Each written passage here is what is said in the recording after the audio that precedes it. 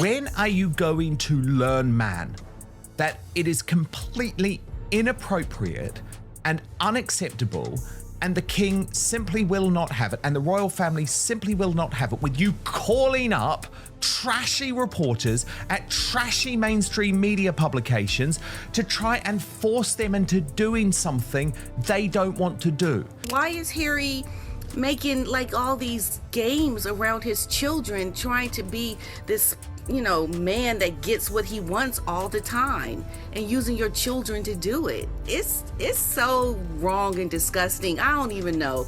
He is now 100% trapped.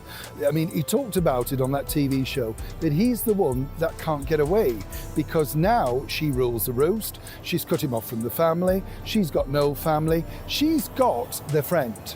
She's got Marcus Anderson. He's a fun person, and he will fill her in with the gossip and all of that sort of stuff. But, Harry to her, a means to an end. All because Prince Harry is due in the country next month. He still has no confirmation from the Home Office that he's going to get the taxpayer-funded security. Good. He still has no confirmation from King Charles that Harry will meet him.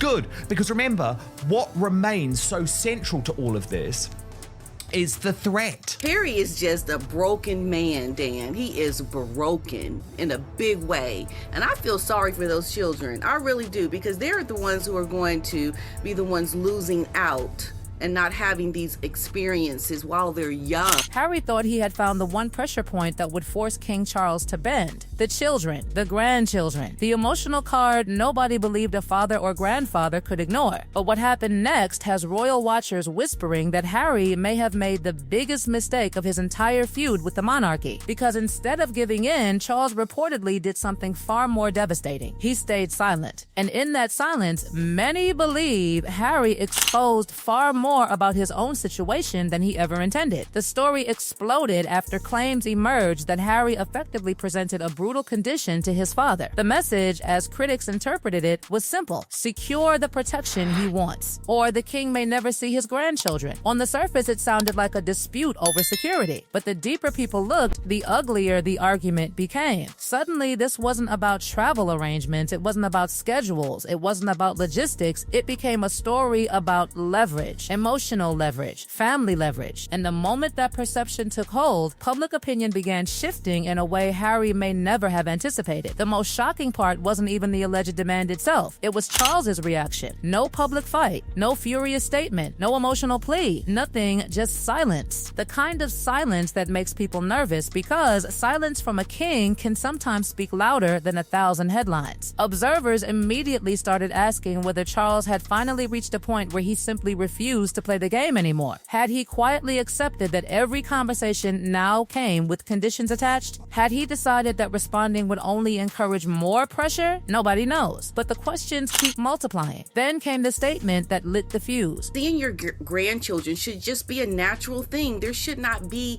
any negotiations around seeing your grandchildren. How absurd is that? And at the end of all of this, Dan, Harry is going to regret it so much, because you do not use your children as pawns to get what you want. Once those comments circulated, critics began tearing into the situation from every angle. Many argued that a grandfather meeting his grandchildren should never become a public negotiation. It should never resemble a contract. Yet suddenly, that was exactly how it looked. Every discussion about family became tangled up with security arrangements, funding debates, and royal politics. What should have been simple now felt transactional. What should have been private became global entertainment.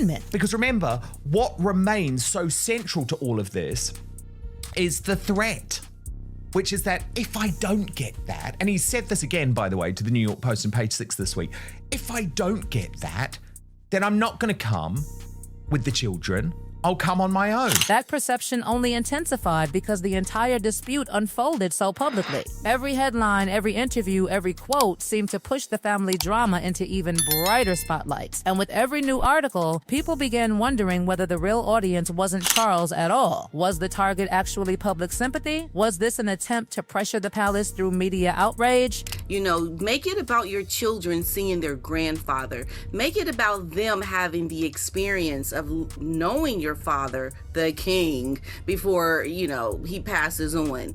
That's what it should be about. Why is Harry making like all these games around his children, trying to be this man that gets what he wants all the time, and using your children to do it. It's so wrong and disgusting. I don't even know.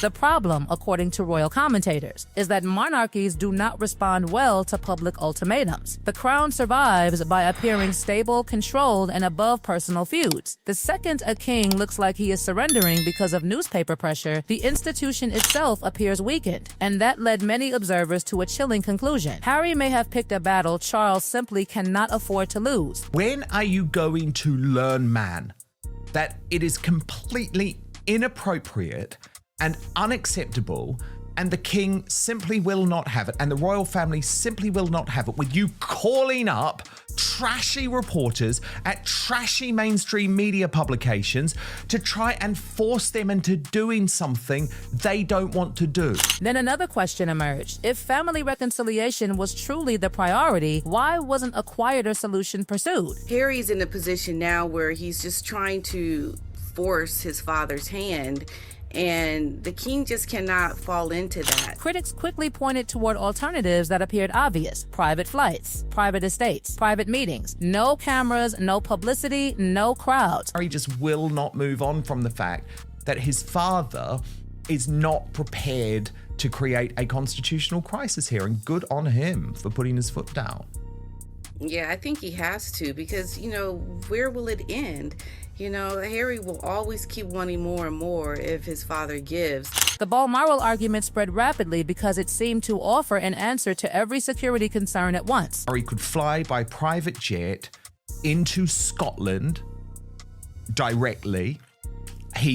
I'm sure the king would happily provide appropriate security for the drive from the airport to Balmoral. Now, we know that drive is only about 90 minutes. And that is where suspicion began growing. Because if practical solutions appeared available, then maybe security wasn't the real issue after all. The theory spreading through comment sections, television panels, and social media discussions was far more explosive. People began suggesting this was actually about permanent status, permanent protection, permanent recognition, permanent royal privileges stretching far into the future. Suddenly, the conversation wasn't about a visit anymore. It was about securing long-term guarantees. But if the security argument was weakening, another theory was becoming stronger. People started asking whether this fight was really about securing something far bigger than one family visit. The discussion shifted toward long-term royal status, future privileges, and guarantees that could survive long after Charles is gone. That is why this story became so explosive. Because once people stopped talking about safety and started talking about leverage, every move suddenly looked different. The suggestion gaining traction was that locking in certain protections now would create benefits extending far into the future, even into a reign under William. And if that was the real objective, then the grandchildren controversy wasn't the destination. It was merely the vehicle. Critics claimed the emotional weight of the children was being used because it was the one pressure point nobody could ignore. Yet the more aggressively that strategy appeared to be used, the more sympathy seemed to drift away. Instead of seeing a desperate son seeking reconciliation, many viewers began seeing a frustrated prince trying to regain something he lost years ago. The situation became even more complicated when commentators pointed to examples that appeared to contradict the danger narrative. Travel had happened before. International appearances had happened before. Public engagements had happened before. Every example fueled fresh skepticism. Every contradiction became another clue in a growing mystery. If safety was the primary concern, why did exceptions seem to appear whenever there was a strong desire to attend certain events? Then, attention shifted toward another uncomfortable factor. According to some commentators, Meghan's influence sat at the center of the entire conflict. Whether that interpretation is fair or unfair hardly mattered anymore because it was spreading everywhere. The image being painted was of Harry carrying demands that weren't entirely his own, acting as the messenger rather than the architect. Fair or not, that perception became increasingly difficult to shake. The speculation then moved into even darker territory. Online discussions exploded with rumors, theories, and claims about why the children had remained so distant from royal relatives. Wild allegations began circulating, drawing enormous attention despite lacking evidence. The louder the rumors became, the more they dominated conversations. Suddenly, the original dispute was almost forgotten beneath a mountain of speculation. Meanwhile, another painful comparison emerged. While debate raged over whether King Charles would see his grandchildren, many pointed out that another grandfather remained completely absent from the picture. Questions about family estrangement multiplied. Questions about double standards multiplied. Questions about who was responsible multiplied. And every answer only seemed to create 3 more questions. At the same time, Harry's public image appeared to be taking hit after hit. Recognition that should have generated celebration instead sparked criticism. Awards that should have strengthened his reputation became targets for mockery. Every achievement seemed immediately followed by another controversy. Every headline intended as positive somehow transformed into another battlefield. Then came reports suggesting tensions behind the scenes over media appearances and magazine coverage. Stories emerged claiming expectations had been dramatically different from reality. Instead of creating a united spotlight, certain projects allegedly became solo showcases. That fueled even more gossip about frustrations inside Montecito and whether public image management was becoming increasingly difficult. But perhaps the most damaging controversy surrounded Invictus. For years, it had been presented as Harry's strongest connection to purpose, service, and veterans. Yet critics were suddenly questioning finances, leadership decisions, sponsorship issues, and priorities. Whether those accusations were justified or not, the damage came from perception itself. Once doubts entered the conversation, they spread rapidly. And just when it seemed the month couldn't get worse, another symbolic setback emerged. The sporting world appeared to be moving on without him. Events that once would have automatically included Harry now seemed to be choosing different faces, different ambassadors, different icons.